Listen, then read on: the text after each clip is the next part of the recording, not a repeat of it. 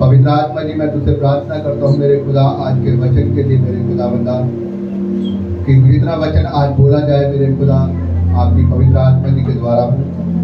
प्रभु जी, हम अपने मनों को तैयार करते हैं, अपने हृदय को तैयार करते हैं कि आज जब तेरा वचन बोया जाए तो हमारी उस भूमि के ऊपर बोया जाए जहाँ ये फल लेकर आए 80 गुना 100 गुना। पवित्र आत्मा जी, हम प्रार्थना करते तो हमें इस वचन के अनुसार चलना सिखा, हमें इस वचन पर मनन करना सिखा, हमें इस वचनों को अपने जीवन में लागू करना सिखा, ताकि पिता परमेश्वर ये वचन हमें सही मार्ग दिखाए और हम तेरे वचन के अनुसार चलने वाले बने। हम मांगते हैं खुदा यीशु के नाम से, आमीन। हालेलुया। आज हम सभी अपनी अपनी बाइबल को खोलेंगे हिजकेल की पुस्तक, हिजकेल की पुस्तक और उसका 36 अध्याय हम लोग करेंगे। हिजकेल की पुस्तक उसका 36 अध्याय, पेज नंबर 1012 पर।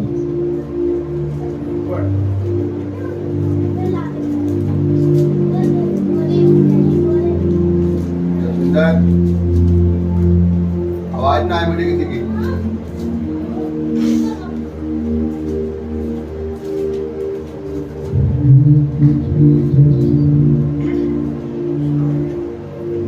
निकाल लिया आप सभी ने? बोल दिया? ठीक है। हिजकेल की पुस्तक उसका 36 अध्याय, उसकी 9 आयत को हम लोग पहले पढ़ेंगे। मेरे साथ में कोई तेज से पढ़ दे।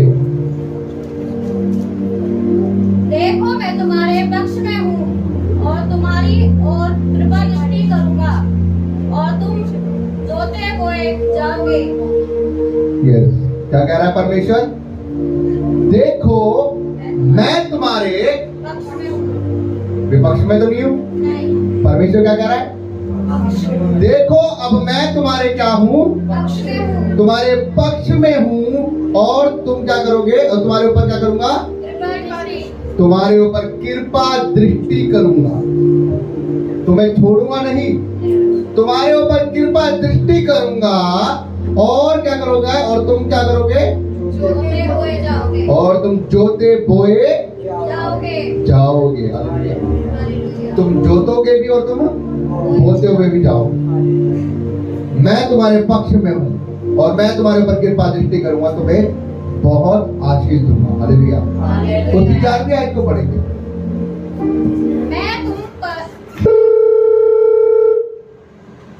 तुम पर मनुष्य और पशु दोनों को बहुत बढ़ाऊंगा और वे बढ़ेंगे और फूले फलेंगे और मैं तुमको प्राचीन काल के समान बसाऊंगा और पहले से अधिक तुम्हारी भलाई करूंगा। हालेलुया। हालेलुया। क्या कह रहा है परमेश्वर? देखा ना आपने? देखा ना?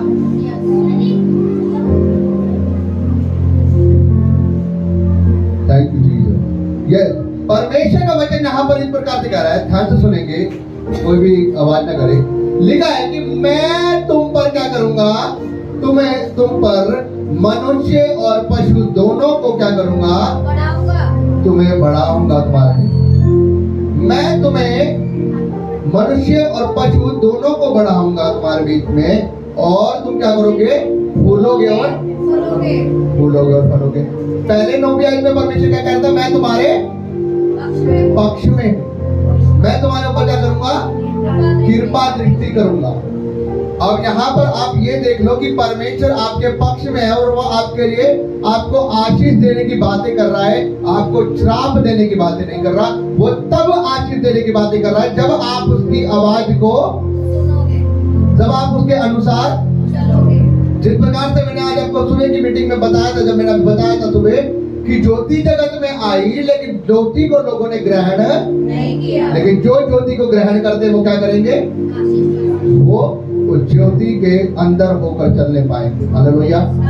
और जब आप ज्योति के अंदर होकर चलने पाओगे, उस ज्योति के अनुसार अपने जीवन को व्यतीत करोगे, तो वो ज्योति आपको सही राह दिखाएगी, वो ज्योति आपको बढ़ाएगी, वो ज्योति आपको ऊंचा करेगी, और मैंने आपको बताया ज्योति कौन है?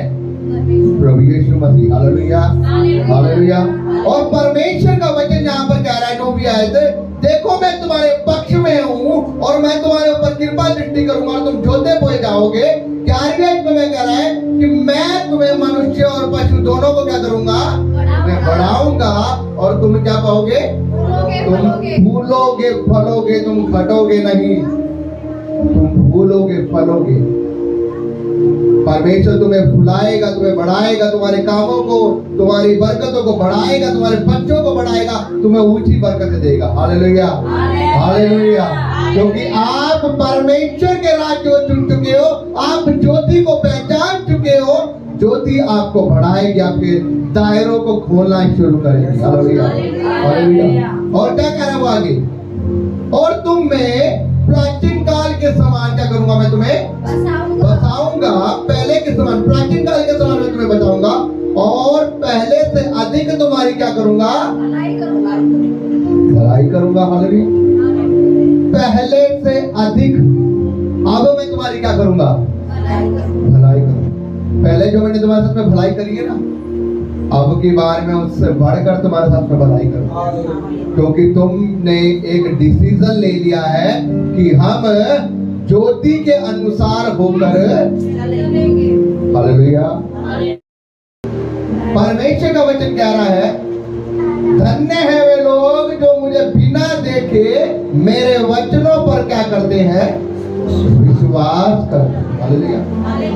तो हमें उसके वचनों के ऊपर क्या करना है? विश्वास करना है। उनके जो वचन बोले जाते हैं, हमें इन वचनों के ऊपर मन लगाना है। क्योंकि अगर हम उसको आमने सामने देखना मांगते हैं तो भैया पहले हमें इतनी अपनी आंखें आत्मिक खोलनी होगी।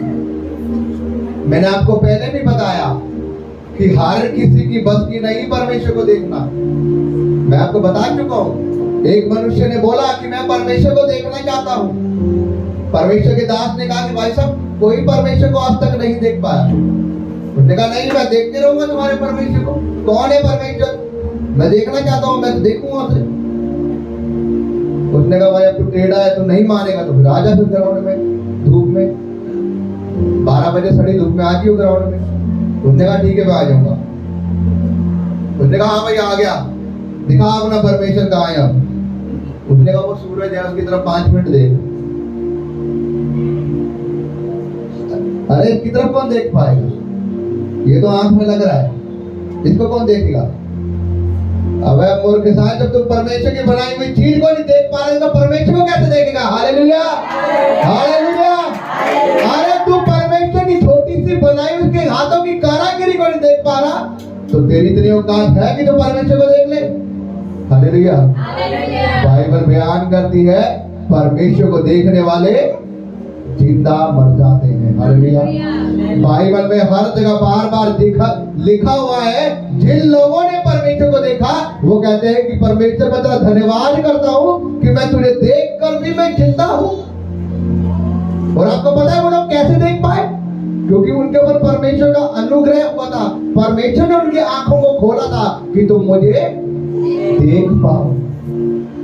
आपको पता है हिजकेल इस पुस्तक में बार बार लिख रहा है, जिसे हम पढ़ रहे हैं पीछे, कि मैंने परमेश्वर को दर्शन को देखा और मैं मुद्दा मुंह गिर गया। और परमेश्वर ने कहा, हे मनुष्य के संतान, तू अपने पैरों के ऊपर खड़ा हो और मेरी बातों को सुन। आपको पता है उन्होंने बार बार जब जब उन्हें परमेश्वर का दर्शन देखा वो मुद्दा मुंह गिर गया बेहोश होकर। और परमेश्वर बार बार उसे बोल रहा है, हे मनुष्य के संतान, अपने पैरों के ऊपर खड़ा होगा, अपने पैरों के ऊपर खड़ा होगा। और वहां पर फिर एक बात और लिखी है, परमेश्वर का आत्मा मेरे अंदर समाया और उसने मुझे पैरों के बल खड़ा कर दिया। तब मैंने अपनी आंखों से परमेश्वर को देखा। हालेलुया। परमेश्वर को हर किसी के बस की देखना नहीं है मेरे भाइयों बहनों। परमेश्वर को सिर्फ वो ही देख सकता है जिसकी आंखें परमेश्वर खोले। Hallelujah, hallelujah. और वो आंखें खुलवाने के लिए ना अपना मन पूरे हृदय सच्चाई से परमेश्वर को देना पड़ता है। अपनी संसारिक अभिलाषाओं को अलग करके हमें परमेश्वर के लिए अलग होना पड़ता है। उन पाप वाली जिंदगी को छोड़ के परमेश्वर के साथ होना पड़ता है, तब हम परमेश्वर को देख पाते हैं जब हम शुद्ध मन के होते हैं। क्योंकि बाइबल में लिखा है धन्य है शुद्ध मन के, वो परमेश्वर को क्या करेंगे? देखेंगे। Hallelujah, hallelujah. शुद्ध मन वाले परमेश्वर को क्या करेंगे?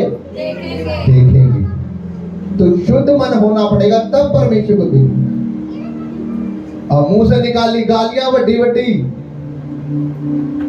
निकाल ले शराब, उसका तो ये हो जाए वो हो जाए, फलाना हो जाए ढिंगाना हो जाए, और बात करते हैं परमेश्वर को देखने की। हाँ, फिर बोलते हैं घुटनों पर आके संडे के दिन, प्रभु जी मैं तो तेरी एक झलक को देखना चाहता हूँ, मैं तेरी हजूरी को देखना चाहता हूँ, मैं तुझे ग्रहण करना चाहता हूँ, तेरी उपस्थिति को चाहता हूँ। और फिर जैसे आते हैं वैसे निकल जाते हैं। क्यों?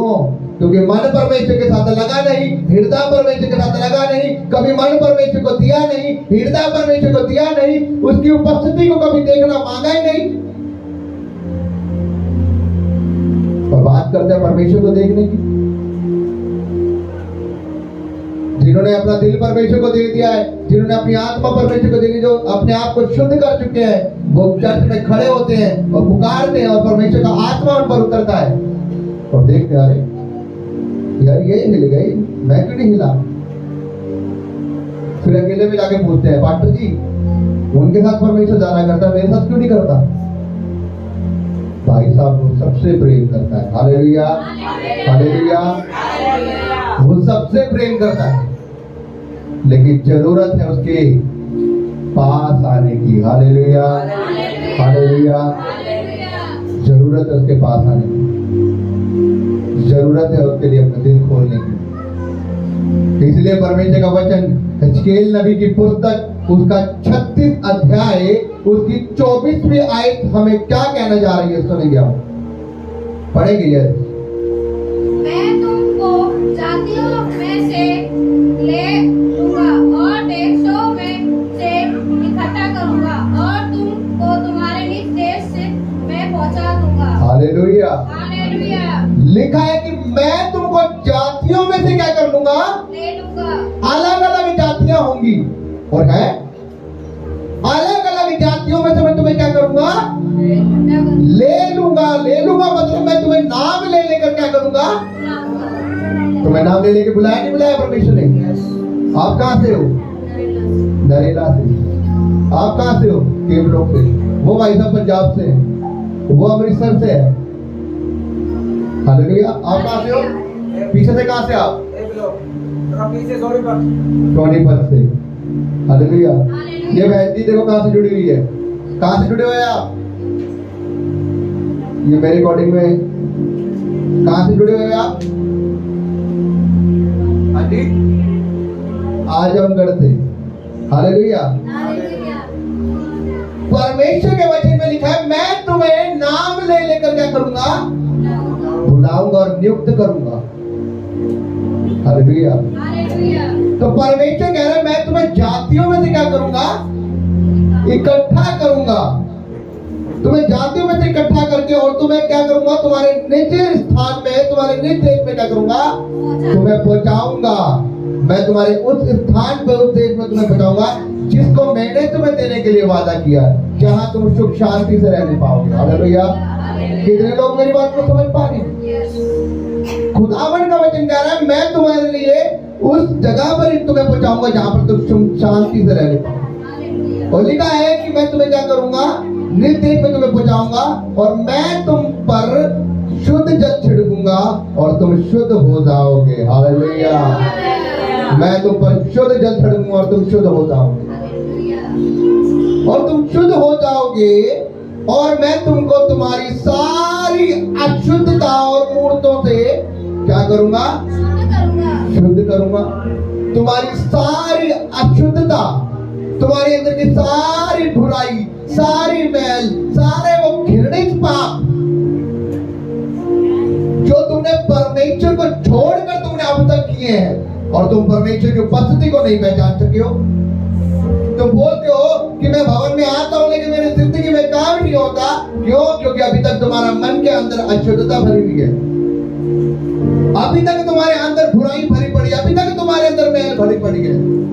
परमेश्वर कह रहा है कि मैं तुम्हारे ऊपर शुद्ध जल छिड़कूंगा और तुम शुद्ध हो जाओगे, और तुम्हारी सारी अशुद्धता से मैं तुम्हें क्या करूंगा, शुद्ध करूंगा। और क्या कह रहा लिखा है 26वें आयत में, मैं तुमको नया मन और तुम्हारे भीतर अपनी आत्मा क्या करूंगा, तुम्हारे अंदर उत्पन्न कर दूंगा। हालेलुया। मैं तुम्हें पवित्र करके एक नया मन क्या दूंगा, तुम्हारे अंदर दूंगा, एक नई आत्मा तुम्हें दूंगा। इसका मतलब समझते हो कि परमेश्वर हमारे अंदर से इस बुराई वाले मन को निकालकर, इस बुरी आत्मा को निकालकर, जो किसी का बुरा चाहती है, किसी के साथ झगड़ा करना चाहती है, किसी का बुरा करना चाहती है, किसी का अनादर करना चाहती है, अपने को देखकर बुरा मानती है, जैसी करती है, अपने पड़ोसी को देखकर बुरा सोचता है, उस बुरी आत्मा को निकालकर एक नई आत्मा डालूंगा, जो कि क्या होगी, पवित्र आत्मा होगी, एक पवित्र मन होगा। और जब वो पवित्र आत्मा, पवित्र मन तुम्हारे अंदर आ जाएगा, फिर लड़ाई झगड़ा नहीं होगा, फिर वैर विरोध नहीं होगा, फिर जेलसी नहीं होगी, फिर कुड़कुड़ाना नहीं होगा, फिर किसी का बुरा करना नहीं होगा, फिर एक नया मन तुम्हारे अंदर आ जाएगा। और वो नया मन तुम्हें क्या सिखाएगा पता, एक दूसरे से प्यार करना, एक दूसरे के ऊपर दया करना, एक दूसरे से मेल मिलाप करना, बीमार को देखकर उसकी भलाई करना, भूखे को देखकर उसको भोजन खिलाना, नंगे को देखकर उसको कपड़े पहनाना। फिर ये मन तुम्हारे अंदर आएगा। जब ये मन तुम्हारे अंदर आ जाएगा, परमेश्वर का अनुग्रह तुम्हारे ऊपर होना शुरू हो जाएगा। तुम परमेश्वर की उपस्थिति को अपने जीवन में देखना शुरू कर दोगे। Hallelujah, hallelujah.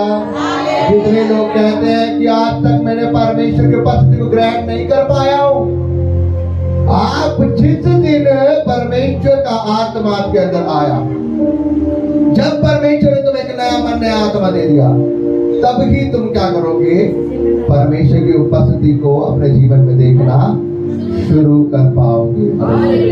क्या कह रहा है परमेश्वर का वचन?